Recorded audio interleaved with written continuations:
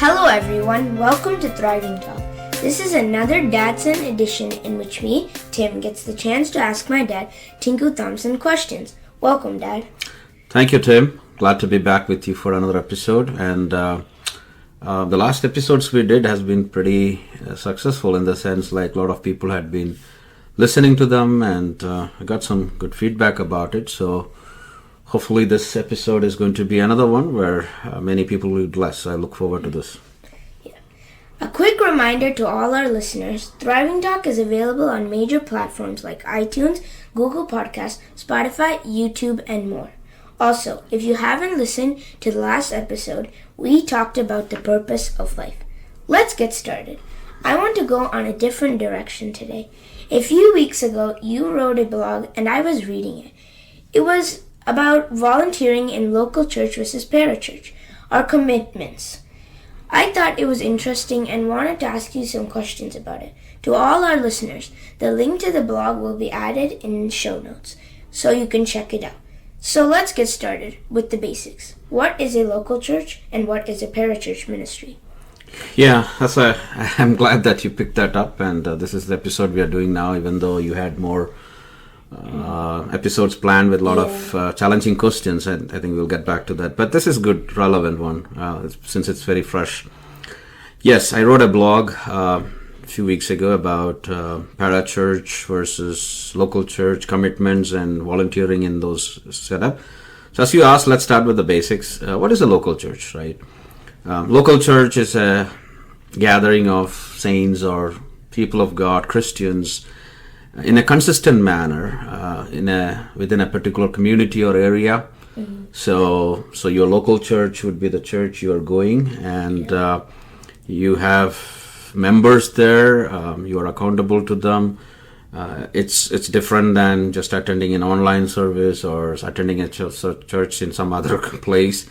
Yeah, it's a local community, so that's what we call as local church. You can define it in many ways, but that's a simple way of looking at it. The church where you actually have the membership, you go there. Okay. Now, parachurch is other organizations which are not churches. There are many parachurch organizations. In fact, recently I was in a meeting where in the Twin Cities where we live, there are 100 plus parachurch ministries, and they have special focus. Basically, they are Christian faith-based organizations that work outside and across denominations and different churches to engage mostly in evangelism, social welfare type of things. They are focused. Most of them are focused on a particular area. A local church will have a lot of ministries, a lot of things going on, but this parachurch may be focused on mostly one area. Hopefully that makes sense. So parachurch is not a church, it's an organization or a mission which works kind of outside, and sometimes this could be under a church also. But that's a fundamental difference. Church functions as a church, parachurch ministry works across the board. So this is not a usual topic to write about, but what made you write on this topic? Yeah, so some time ago I had come across a church position paper in which they were basically making this argument that parachurch ministry is not biblical. When I read that, I gave a lot of thought about it, but then what happens is I'm part of a church. I pastor a church, and I also give leadership, or I serve at a parachurch ministry.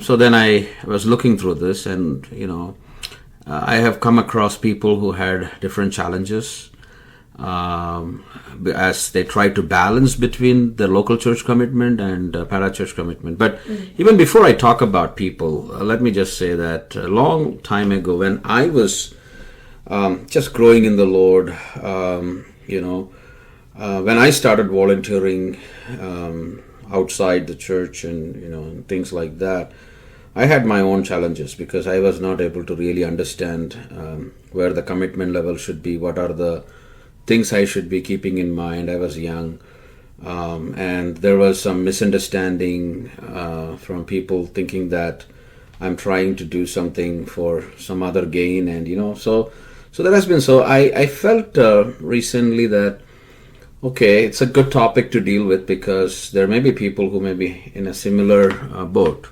And then, as I said, I actually am a pastor of a local church, and I have members who volunteer or help with other parachurch ministries or other ministries. Then I also give leadership in an organization. It's a parachurch organization focused on student ministry, where the members from other local churches actually volunteer and support the ministry with their finances, time, resources. So they do that.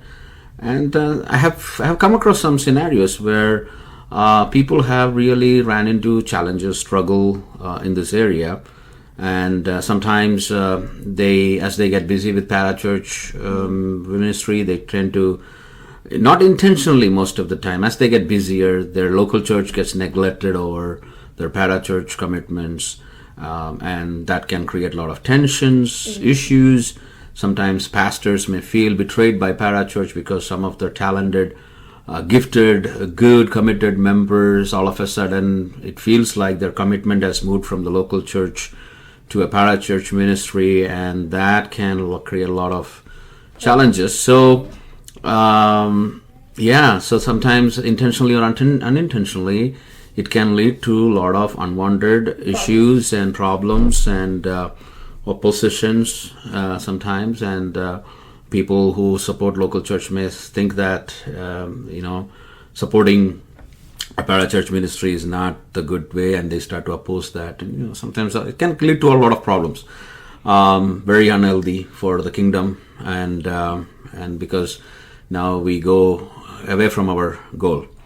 And so that's one of the reason. And in majority of the cases, all these people are very sincere and very passionate about what they're doing.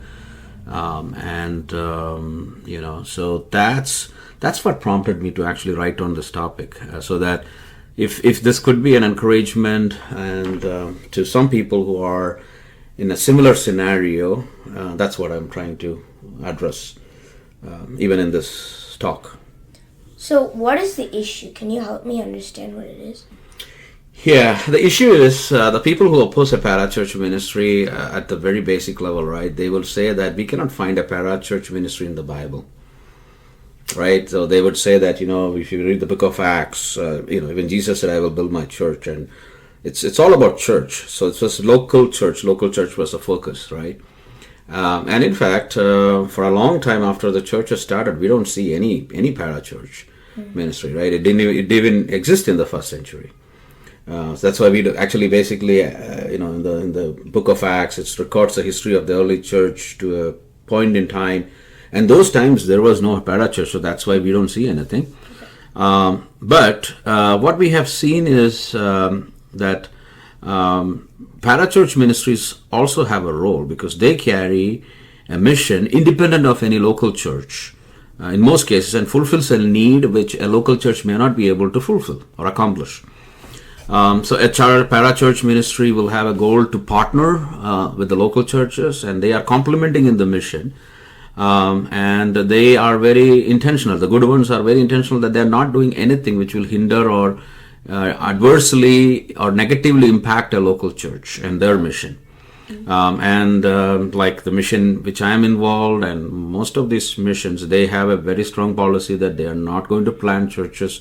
They are not into church planting. They are not going to start churches. They are not going to break people out of churches and start their own churches. So that's very clear. So it's very important that we understand that.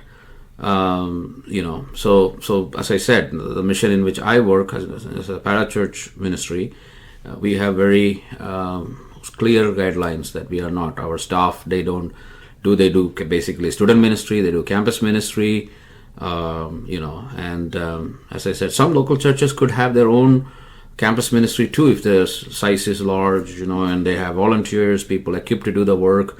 But most of the time, we don't find that, and a lot of times the churches actually struggle in this area.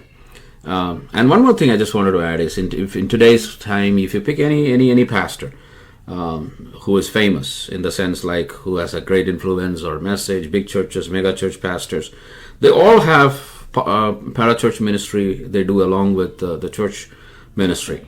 And what I have seen is when a parachurch and ministry and a church can partner together and work together, the ministry can become very effective. A lot of times a local church can provide the financial support and encourage people within the church to volunteer and they do all those help.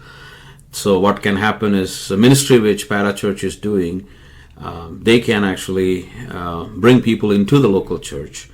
I have seen examples where local church have been blessed. People who have been who have come to faith through the Parachurch ministry have come to the local church and they have taken water baptism and confessed their faith, and they became part of the local church because at the end of the day that's where people belong. So sometimes a local church may not have the scope or the bandwidth to execute some special projects or special ministries, but then they can always partner with them with any parachurch ministry, at the same time that can be a very good help for the local church. But as I said, we have to be very clear that the parachurch ministries I'm referring here refers to the ministries which are very focused on their mission. I'm not talking about a random nonprofit created for some other purpose, but very specific with a very clear goal, and they are effectively doing that ministry. That's what I'm referring to, or I'm trying to encourage people through this. So that's some of the core reasons I wrote, or I decided to, the issues which are there, and just to bring that up to the light, or bring to everyone's attention. So let's get to the practical side. What advice do you have for volunteers in a parachurch organization? Yeah, that's a good one to ask, because most of the time, these volunteers who come, they have a real heart and they are passionate about it. For example, if somebody is coming for student ministry volunteering, they do have a heart for that. Or somebody is coming with some parachurch ministry who may be doing humanitarian service or something. So they come with that heart. But sometimes what happens is, as they get involved with parachurch, they may start skipping unintentionally or intentionally their local church. So I have few things I have written about, some guidelines. So if you're somebody who is supporting a parachurch organization through volunteering or through different means, let me tell you a few things. First, do not view your parachurch organization as your local church. Your local church doesn't get replaced by your parachurch ministry, even if you get deeply involved in that mission. Number two, do not ignore your local church and start viewing it as unimportant, because you are doing many things. So one of the common issues I have seen is like when people get involved in parachurch ministries, they look down on the church sometimes and say, oh, we are so much doing better than the local pastor or the local church. We are in a mission, and started looking. So don't look down on that, and do not plan events that directly conflict with your local church. For example, if you're involved in some mission, don't plan anything which conflicts with the main services of your church unless it's absolutely necessary for whatever reason. Your actions, how you are conducting yourself, should not convey that you are opposing your local church, but it should clearly give the message that at the end of the day, your end goal is to see people committed and growing within the context of a local church, as per what the Bible teaches. And there will be occasions where, sometimes it could be a problem, but you may have some conflict with the church program. But at that time, you have to make sure that your local church leadership, especially a pastor, knows about it and understands the reason. And this can avoid a lot of unnecessary speculation. For example, if you are on a Sunday morning, if you're missing, you never said anything, people may be thinking that you left the church or you are doing something.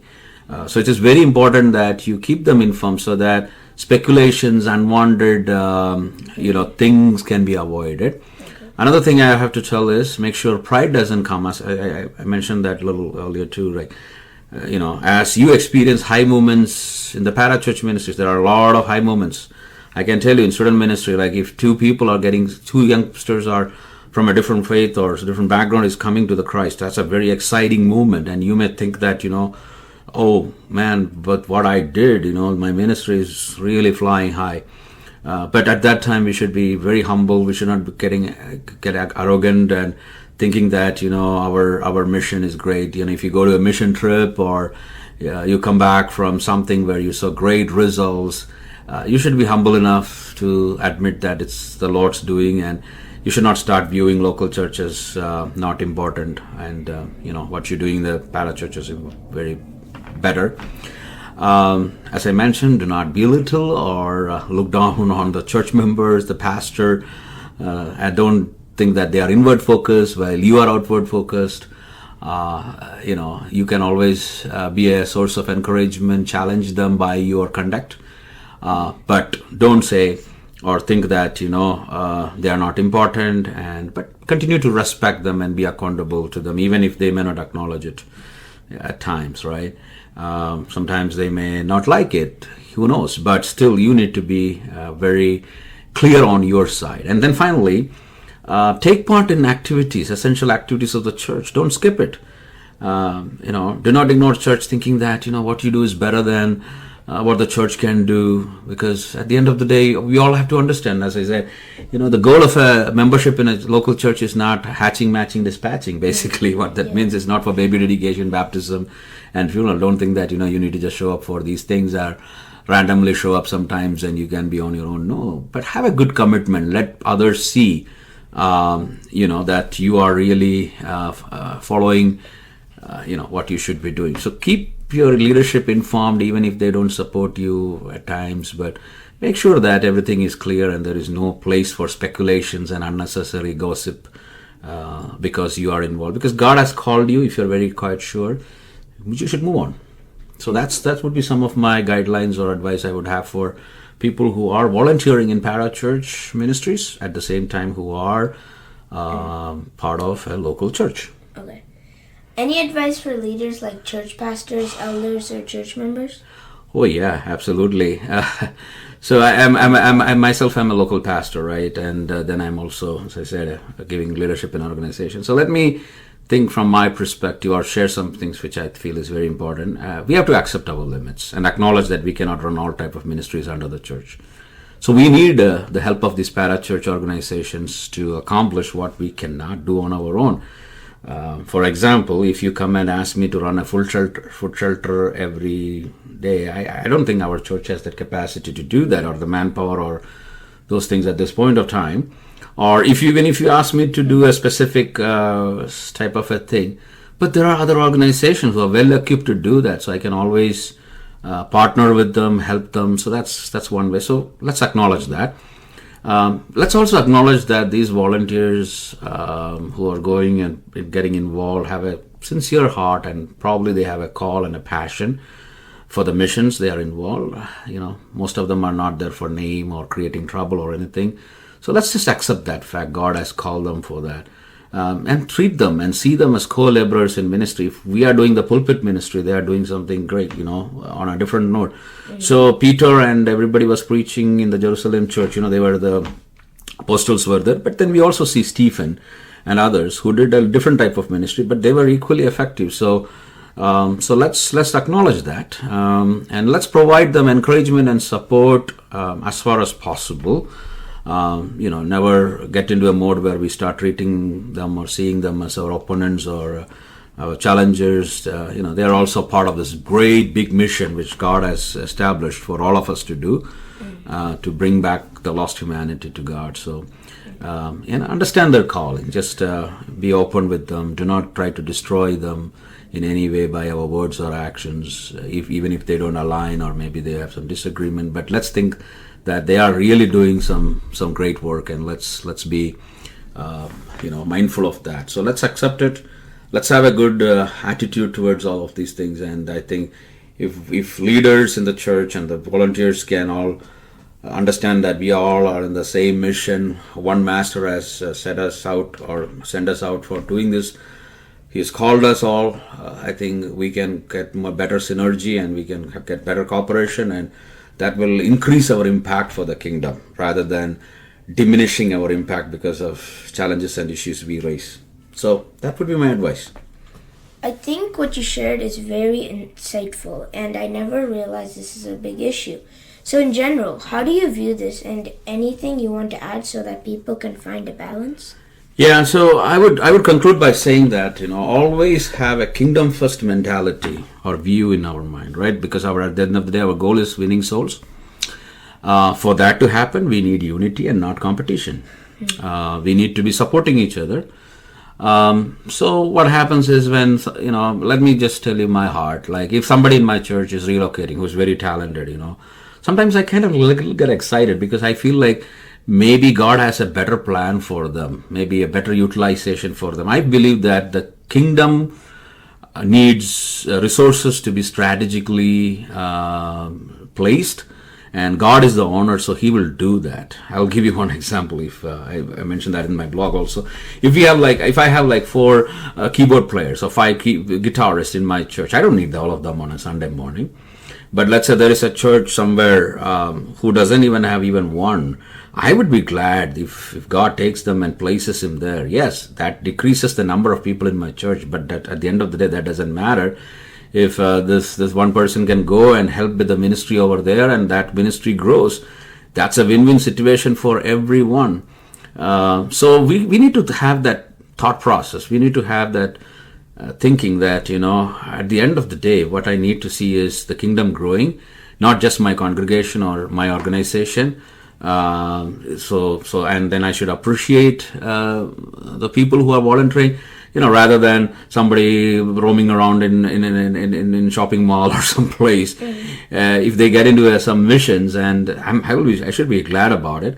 So rather than spending their money on a expensive vacation or something, if they're going on a mission trip, touching people, I should be glad about it as a pastor or as a minister or whatever. So that should be the attitude. We should have that biblical and eternity perspective always at the forefront of everything we do.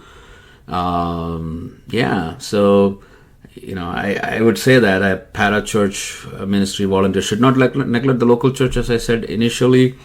Because what is going to happen is if you are committed to a local church, it's going to drain you, because Parachurch Ministries, it involves, most of the time, it involves a lot of our emotional energy. We have to spend a lot of energy on different things, and if we are not rooted and grounded, and if we are not accountable, that can actually impact our enthusiasm in the long run. So I would highly recommend that we should have a focus on the long-term goal and not on the short-term gains here.